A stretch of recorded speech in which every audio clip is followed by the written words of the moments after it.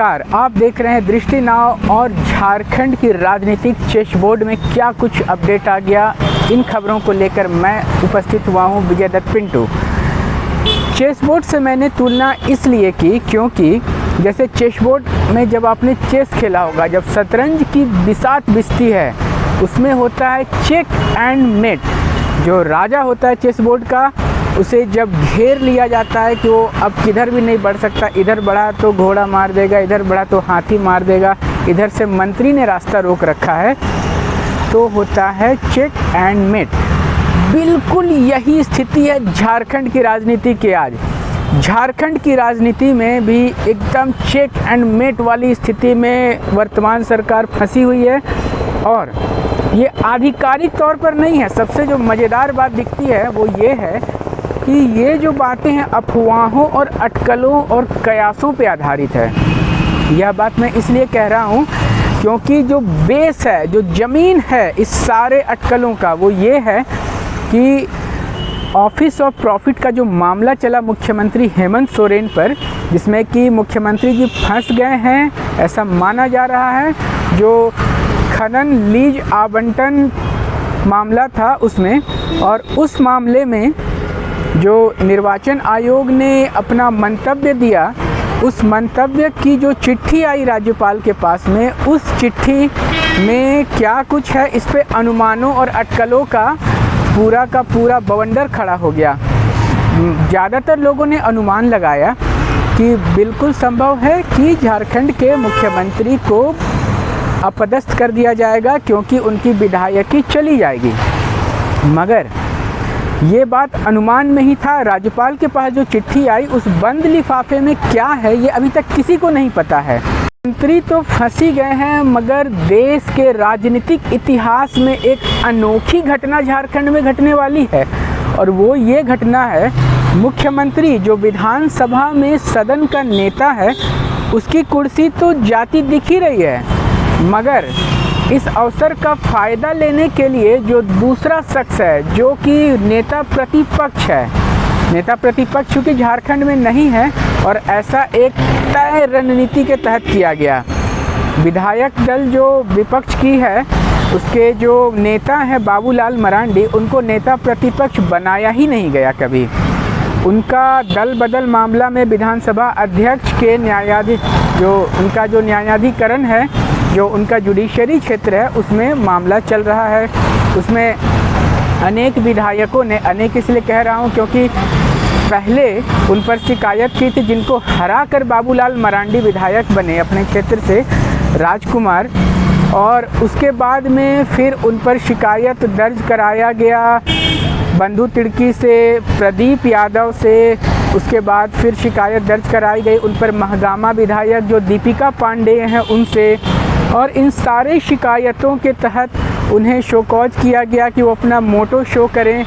जो अपनी पार्टी को लेकर वो भाजपा में मिल गए, क्या वो संवैधानिक प्रक्रियाओं के तहत हुआ था। इन सारे बातों पर बाबूलाल मरांडी जी फिर हाईकोर्ट जाते हैं, जहां हाईकोर्ट से निर्देश आता है कि ये शोकॉज विधानसभा अध्यक्ष नहीं कर सकते हैं।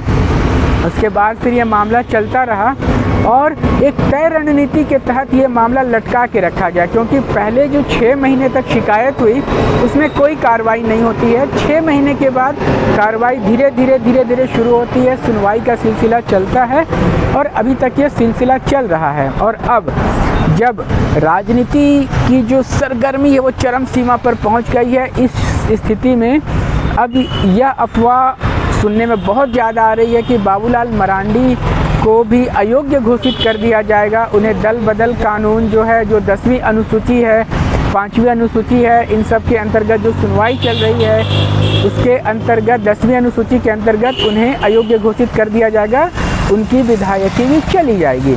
हम इसे बदले की कार्रवाई के तौर पर भी देख सकते हैं, क्योंकि सदन के नेता मुख्यमंत्री जो कि सत्तारूढ़ दल के नेता हैं, उनकी कुर्सी जा रही है। हो सकता है उसी के प्रतिक्रिया स्वरूप अब चूँकि सरकार इनकी है, विधानसभा अध्यक्ष इनके हैं, तो उनके न्यायाधिकरण में जो नेता प्रतिपक्ष बनने के संभावित उम्मीदवार बाबूलाल मरांडी जी जो विधायक दल के नेता हैं, उन पर कार्रवाई हुई। तो ये आपसी जो होती है रस्साकसी, उसका नतीजा भी हो सकता है। अब नेता सदन भी नहीं रहेंगे, नेता प्रतिपक्ष भी नहीं रहेंगे, तो झारखंड का भविष्य क्या होगा, यह तो बिल्कुल ही अटकलों और कयासों के बीच में फंस गया।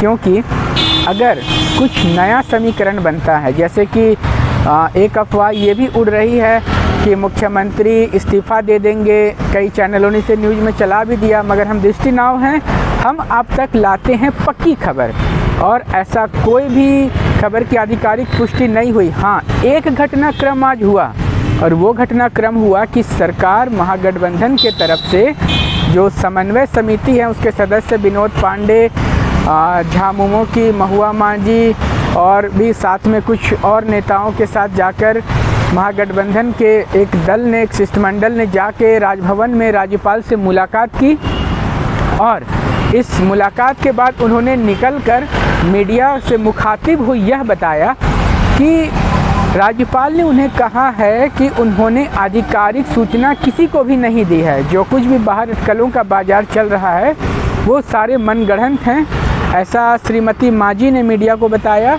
और साथ ही कहा कि एक दो बिंदुओं पर राज्यपाल को संशय है, जिसके लिए वे कानूनविदों से और संविधान के जानकारों से सलाह मशवरा कर रहे हैं, और जब वो इन बिंदुओं पर स्पष्ट हो लेंगे कि उनका मंतव्य क्या है, उसके बाद वो आधिकारिक घोषणा करेंगे कि जो चुनाव आयोग से उन्हें मंतव्य मिला है उस पर उनका फैसला क्या हुआ। यही सब कुछ झारखंड में चल रहा है। इसी बीच यहाँ के महागठबंधन के 31 विधायकों को यहाँ से एयरलिफ्ट कर छत्तीसगढ़ भेज दिया गया। छत्तीसगढ़ के मैफेयर रिजॉर्ट में वो आराम कर रहे हैं, जिसमें कि यहाँ के कैबिनेट मंत्री बन्ना गुप्ता, बादल पत्रलेख और सत्यानंद भोक्ता भी थे, जो कि फिर सत्यानंद भोक्ता जाते हैं और कांग्रेस कोटे के जो मंत्री हैं उन्हें वहाँ से वापस लेकर आते हैं। उसके बाद यहाँ आज कैबिनेट की बैठक हुई, क्या कुछ इसका आउटकम निकला वो अभी आधिकारिक रूप से जारी नहीं हुआ है। जैसे ही जारी होता है हम उसकी सूचना भी लेकर आप तक आएंगे। तब तक आप बने रहें ऐसे ही ताज़ा अपडेट्स के लिए दृष्टि नाव के संग। आपको हमारी ये खबर कैसी लगी ये कमेंट बॉक्स में लिखकर ज़रूर से बताएं, और अगर अच्छी लगी तो कृपया इसे लाइक, शेयर और सब्सक्राइब भी ज़रूर से करें। जय हिंद।